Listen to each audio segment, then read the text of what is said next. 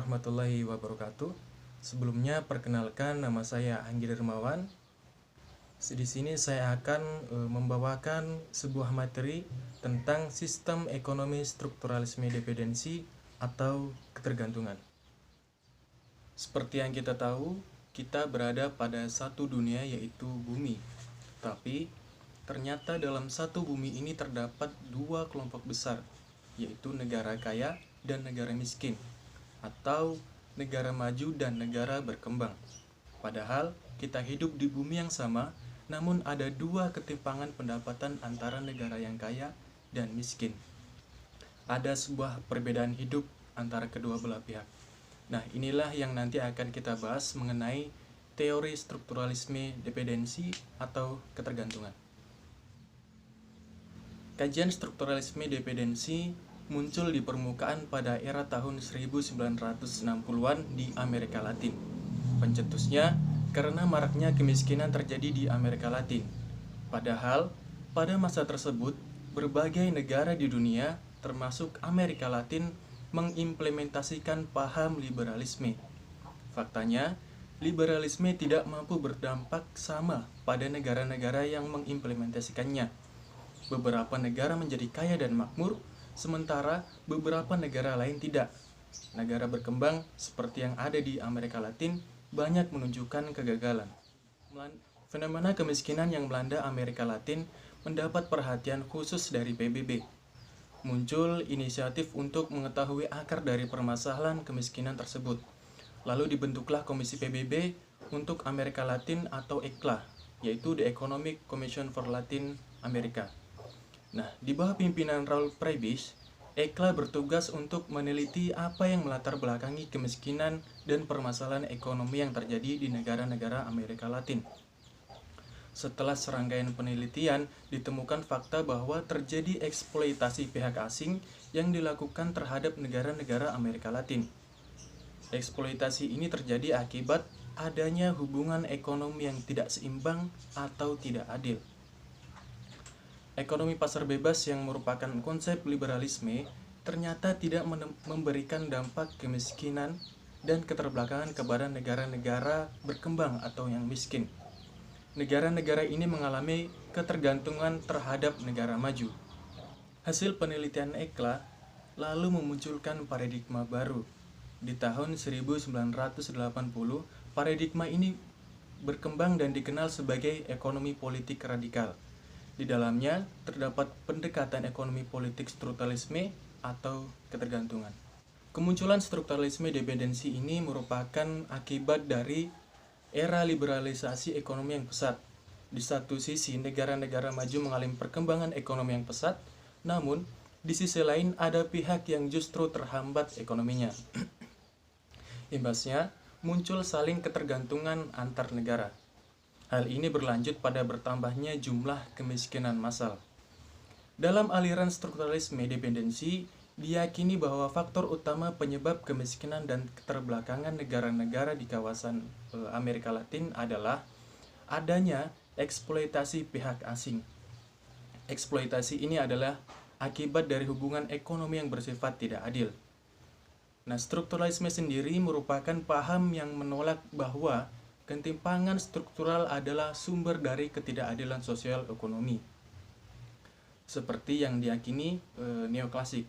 Neoklasik mengagungkan prinsip kepentingan pribadi, mekanisme pasar bebas, persaingan ketat, dan pengutamaan pertumbuhan dibanding pemerataan. Kaum strukturalis menolak mekanisme pasar bebas. Kaum strukturalis menilai mekanisme pasar bebas secara inherent justru cenderung menimbulkan ketidakadilan sosial ekonomi. Pasar bebas dianggap tidak mampu mengatasi ketimpangan struktural dan justru mendorong polarisasi sosial ekonomi. Artinya, ketimpangan sosial justru semakin lebar.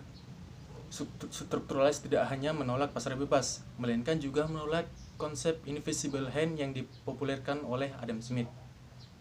Kaum strukturalis meyakini bahwa prinsip kepentingan pribadi ditambah perilaku manusia sebagai homo economicus justru mendorong tindakan homo homini lupus. Asumsi neoklasik terhadap invisible hand dianggap justru mengarah pada imperfect hand, bahkan the dirty hand. Setelah kemunculan pemikiran kaum strukturalis, tafsiran historis tentang masalah dan rintangan negara berkembang pun banyak terpengaruh. Beberapa asumsi kaum strukturalis terhadap perekonomian negara berkembang.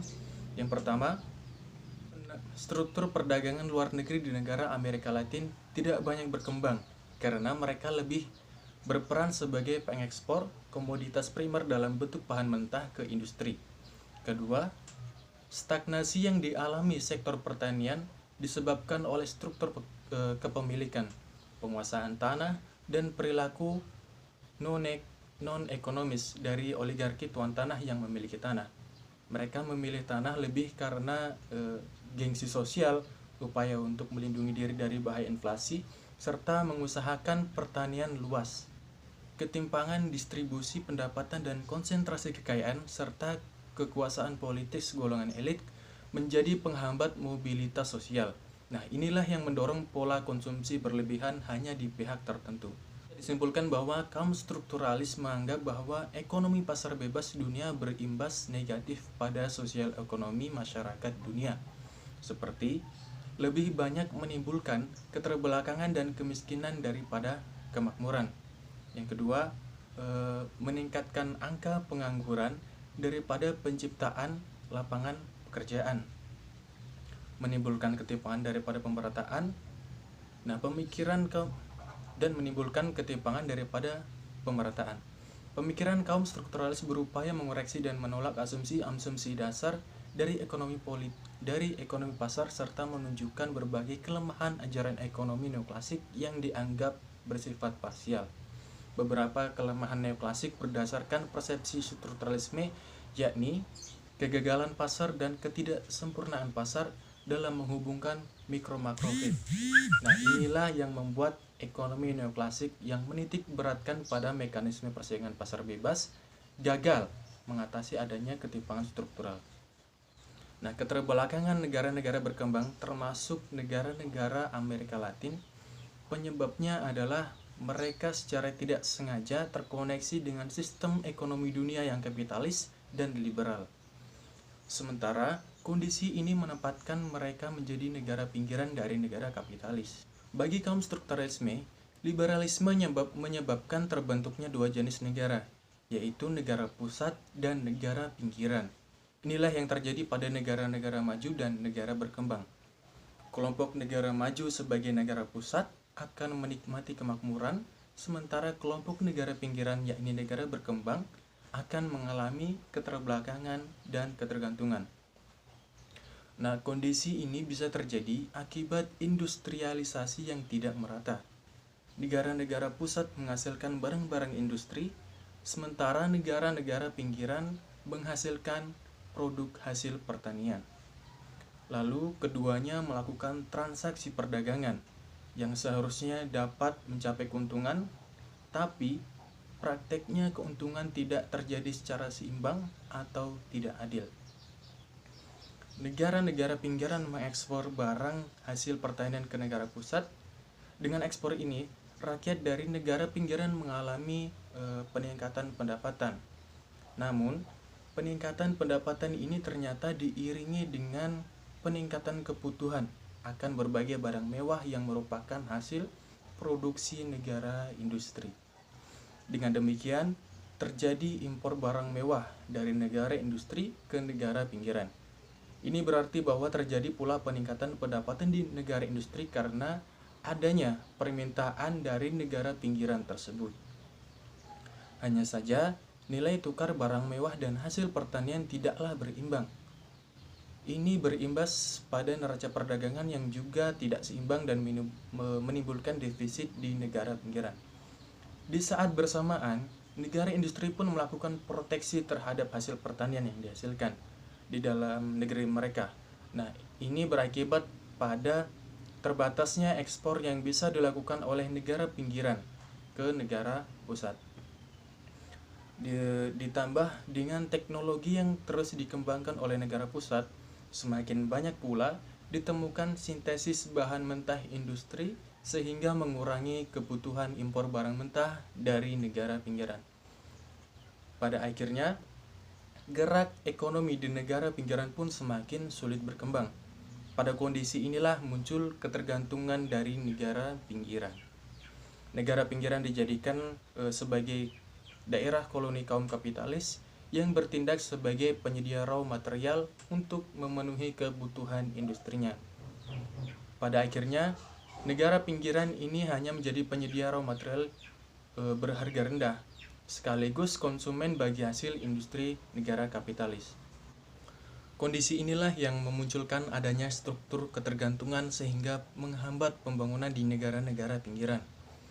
Konsep ini memunculkan adanya istilah negara senter atau negara pusat dan negara periferi atau negara pinggiran. Senter adalah negara dengan pengaruh ekonomi politik, sementara periferi adalah negara yang mengalami ketergantungan terhadap negara senter. Proses ini adalah bentuk ketergantungan yang terus melahirkan struktur produksi yang pincang di negara berkembang. Sektor industri maju terus menikmati surplus dari sektor yang terbelakang. Proses produksi dan reproduksi pada akhirnya justru menjadi skema ketergantungan atau dependensi. Adapun tokoh-tokoh dari sistem ekonomi strukturalisme dependensi ini ialah ada Raul Prebisch, Paul Baran, Samir Amin, dan Teotonio dos Santos. Teotonio dos Santos menyatakan bahwa perkembangan negara pinggiran hanya bayangan dari negara-negara pusat atau metropolis atau perkembangan ikutan yang tergantung. Impuls dan dinamika perkembangan itu berasal dari negara induknya. Bila negara induknya mengalami krisis, negara satelitnya pun ikut kejangkitan krisis. Di sini Santos membedakan 3 bentuk ketergantungan, yaitu ketergantungan kolonial, ketergantungan finansial industrial, dan ketergantungan teknologi industri.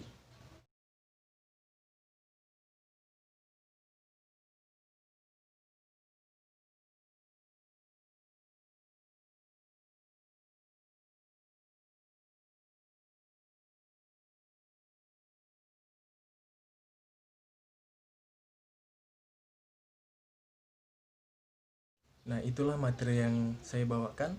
Kurang dan lebihnya mohon dimaafkan. Wassalamualaikum warahmatullahi wabarakatuh.